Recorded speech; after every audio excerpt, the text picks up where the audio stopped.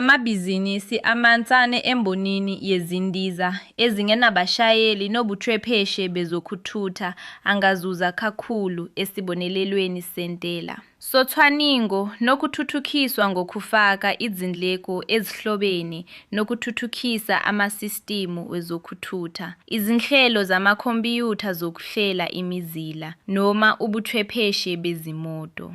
Emabhizinisini asakala, ukuncishiswa kwentela okungamaphesenti 100 namakunskwaseNingizimu Afrika ezindlekweni zocwaningo, nokuthuthukiswa kubaluleke kakhulu kuvumela izinkampani ezesensane anlekhile ukuthi zehlekweso sesikhwenes ukunciphisa yoke. Tobusipisa khukhulu SN1 yethu ukapani futhi ukusebenze obided.